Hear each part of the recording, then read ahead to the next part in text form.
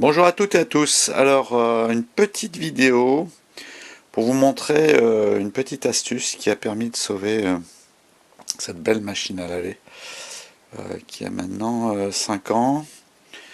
C'est une machine qui est super, hein, par ailleurs. J'ai rien contre Daewoo. J'ai déjà d'ailleurs un congélateur, enfin un frigo américain Daewoo. Mais il est évident que quand vous achetez de marque exotique, vous avez un risque de tomber et de ne pas trouver les pièces à un moment donné.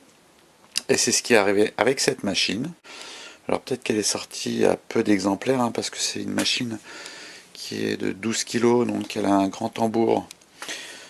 J'en avais besoin pour passer pas que des vêtements, mais notamment des produits caoutchouc. Si vous avez regardé ma vidéo sur l'invention que j'ai faite, j'avais besoin de passer des kilos et des kilos de plaques de caoutchouc pour les nettoyer, de la paraffine. Et donc j'avais acheté cette machine là, qui a fait peut-être vu plusieurs tonnes de produits. Et donc il est arrivé quoi? Eh bien, il est arrivé évidemment à un moment donné que le joint du tambour s'est retrouvé avec une fissure, enfin un trou qui se situe à peu près là, qui faisait un petit peu ici, là, voilà, il est là, qui faisait à peu près 2 cm. 2 cm de longueur. Et donc à chaque lavage, je m'en suis pas aperçu tout de suite, parce que l'eau passait dessous en fait. Mais à chaque lavage, il y avait peut-être 200 millilitres d'eau qui partait donc sous la machine. Je pense que c'était au moment où elle était pleine et voilà où elle essorait. Et donc il y avait une fuite. Et évidemment, j'ai cherché un joint de tambour que je n'ai jamais trouvé puisque ça se fait plus.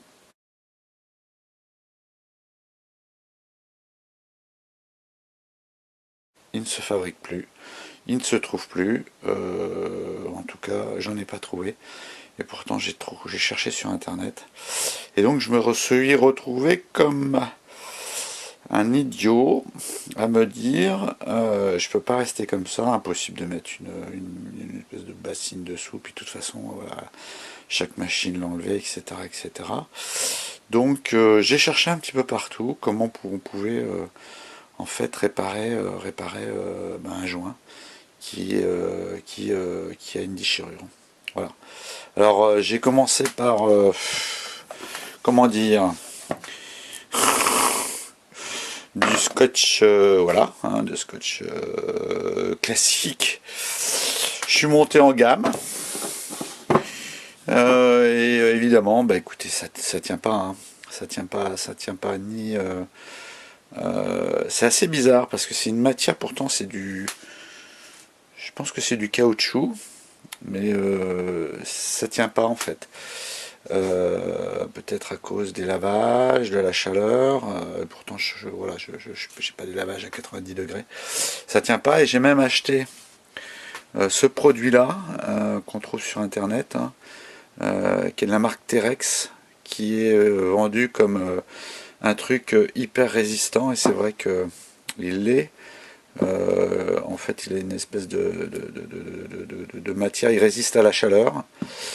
Il résiste à l'arrachement, mais il ne résiste pas à la machine à laver.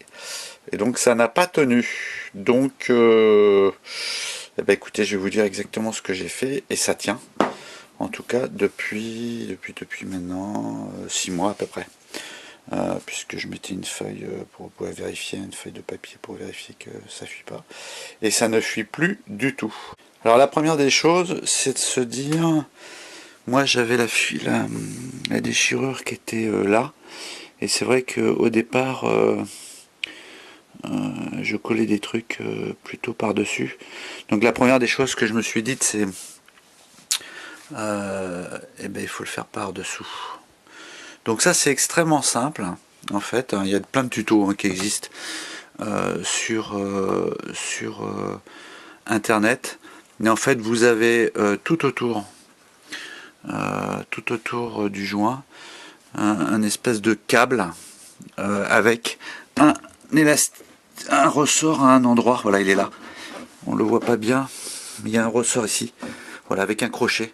Et en fait, il suffit tout simplement de déclipser ça. Hop, vous le déclipsez, je peux vous le faire là. Hein. J'ai déjà fait, mais c'est très simple. Et donc, ça permet de déclipser tout simplement et d'enlever ce cerclage. En fait, c'est un cercle en acier et qui permet en fait de désolidariser le joint et d'avoir accès par le dessous. Voilà. En tout cas, j'étais prêt à démonter, j'avais commencé à démonter la machine, mais en fait, je me suis arrêté là parce qu'il n'y avait pas besoin, il y avait accès. On a accès en fait après assez facilement. Et donc l'astuce, en fait, c'est tout simple. Hein. J'ai utilisé de la colle pour en fait réparer les chambres à air. Alors je pense que c'est la colle néoprène. Hein, en tout cas c'est le même principe que la colle néoprène. Bon, d'après ce que je comprends, elle a le mérite de faire de la dissolution du caoutchouc. Donc pour le coup, bon, j'ai pris celle-là, hein. C'est pas cette marque, mais j'en ai pris une autre, hein. Toute marque pour pouvoir faire en fait des réparations de chambre à air. Et évidemment, il n'y avait pas de rustine, hein. Les rustines font un diamètre de 2 cm au maximum. Et donc, ce que j'ai pris, c'est que j'ai pris, on a toujours de la chambre à air. Qui est de la chambre à air de vélo qui a crevé, etc., etc. Alors plutôt, d'ailleurs, de la chambre à air, j'ai pris la chambre à air de roue de vélo, hein. Pas de pneus de remorque ou de voiture, parce que c'est beaucoup plus large, beaucoup plus épais. Il faut que ça soit assez souple. Et puis, donc, eh ben, écoutez, vous simplement, hein, vous en collez d'un côté, vous en collez de l'autre. Vous attendez quelques minutes, 1 minute ou 2. En fait que ça fasse son effet, et puis après derrière vous pressez. Alors je me rappelle plus, je pense que j'avais pressé avec peut-être à la main tout simplement, ou avec avec des pinces, des petites pinces, peut-être même tout simplement des pinces à linge, et puis voilà. Et écoutez, ça tient très bien. Et j'ai pu sauver cette machine, parce que sinon il n'y a pas de solution, hein. C'était à la poubelle. Voilà, une petite astuce pour pouvoir sauver sa machine à laver très simplement. Merci, à bientôt.